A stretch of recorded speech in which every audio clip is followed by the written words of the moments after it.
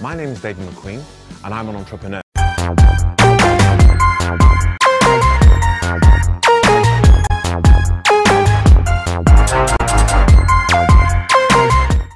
name is David McQueen.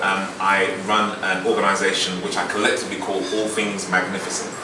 I have a company called Magnificent Minds, and we do training for professionals.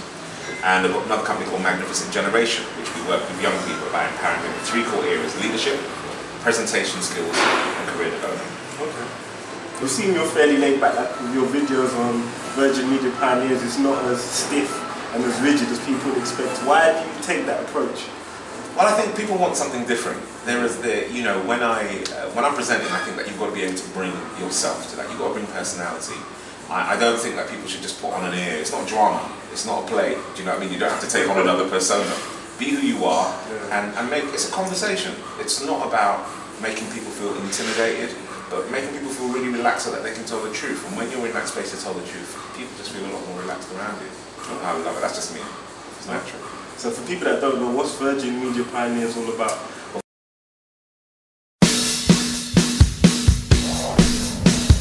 Virgin Media Pioneers was set up as a venture between Virgin Media and Enterprise UK. Now, Enterprise UK, I was an ambassador for them around youth entrepreneurship for a number of years. I don't know what's happening with them now. But they came together and they decided that they want to create a platform for young people setting up their businesses to learn, primarily by video interaction and by events and having that kind of interaction to learn from other people's stories to help set up their own businesses.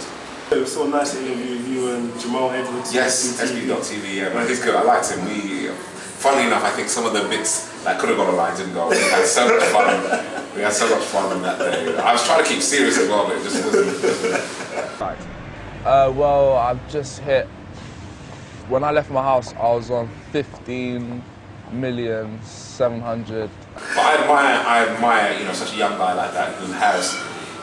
It's really interesting. Everybody wants you to kind of like conform. I'm sure there are people who go in and mentor and say, take off your plaits and don't wear your cap. And Jamal's just like, you know what, this is me. I got my camera. I go around my estate. I film guys spitting bars. And you can imagine some people sitting like, what are bars? What are those? But he's got it there. He's done it, and he's really created a fantastic brand around himself. He's escalated it now so that he's doing work with Adidas and Nike, and, possibly doing some work with some other media channels, and I really admire that in him. So what would you say is your philosophy in the way that you operate in business? Be yourself, even if you're going to make mistakes. Never be afraid to fail. Okay. You go out there, and what I mean by, because some people misinterpret when I say that. When I say never be afraid to fail, I don't mean go out there and expect that things are going to collapse. But go out there and take risks. Go out there, and I mean calculate risk. If you know that, for example, your organisation, Nupe is, I'm speaking this into reality, Nupe is going to be one of the best media companies specifically within the BNE community in the UK. Okay, it will be one of the leading ones. Why? Because you will find people who will support you. You will have the passion with your team to take it to that next level. You will do things differently, and there will be some haters, and there will be some people who you go up to and give me their business card, and they'll say that they're never going to call you back. Okay, so mention their names. All right, but the fact of the matter is, you're going to be able to go and do that and take it to the next level because you believe in your product. And when you believe in your product, you just take it to that next level. You're not afraid to fail. You learn from your mistakes, and you move on. And that's my philosophy. Just do it. Like Nike, just do it. And that's why I go to schools and I'm like, 14 and 15-year-olds, set up your own business.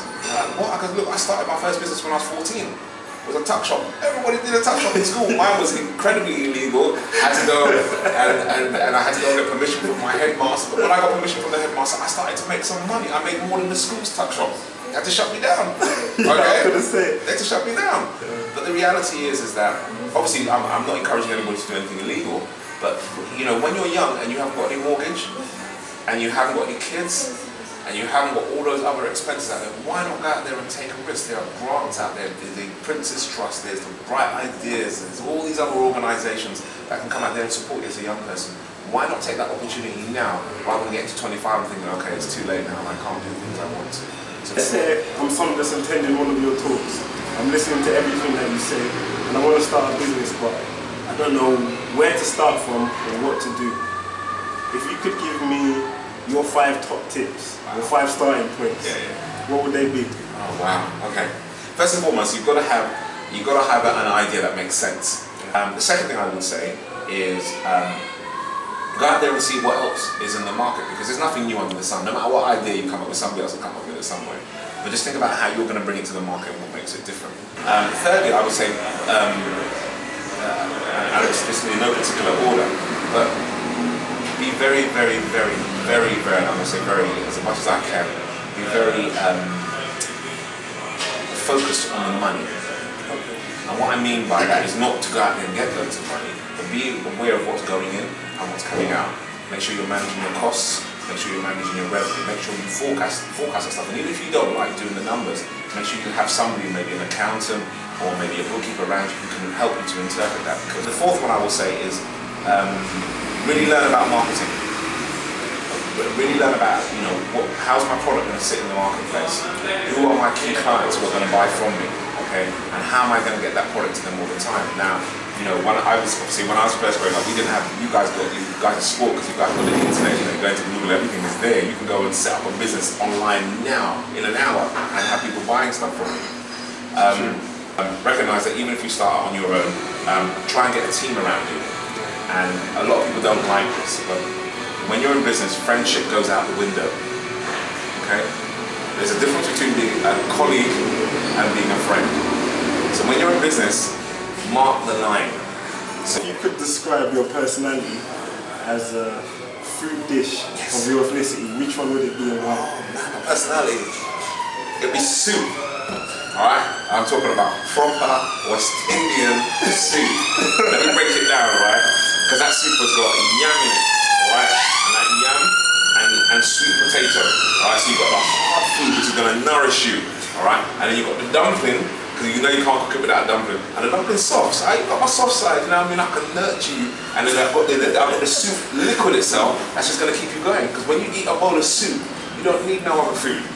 And when you proper mash up a good bowl of soup, you ain't going to Chicken Cottage or Morley's or any of the other shops, right? Because you're mashing up that quality soup with all the ingredients that will sustain you. That's me, a bowl of soup. After you've retired, how would you like people that you dealt with to remember you? I ain't gonna retire. I'll let you know now. I'll let you lot know now, okay? Even if I'm confined to, I ain't retiring. Retire for what? What am I retiring for? No, sir. As far as I'm concerned, until I drop, I'm gonna keep doing what I do. You know why? Because my life is my work. Another joker question. If there was a movie depicting your life, who would you cast, or who would you like to be cast to play you? What's the dad from, either the dad from Everybody Hates Chris, alright, I can't remember, was it Terrence Crews? Terrence Crews, or the guy from My Wife and Kids. David Wayans. David Wayans, yeah. I know we don't do anything, I know I'm begging him trying to look like him, but you know, those would be the two. Those would be the two. And the only, posthumously, the only other person I would have loved to do it with Bernie Mac. I love Bernie Mac, so I've done my life story. That would be it, because I would have cried laughing myself. Thanks for having me, sir. Thank you very much. Thank you very much. Alright. Leaders, okay, that's it. www.nupemag.com, another exclusive. See you next time.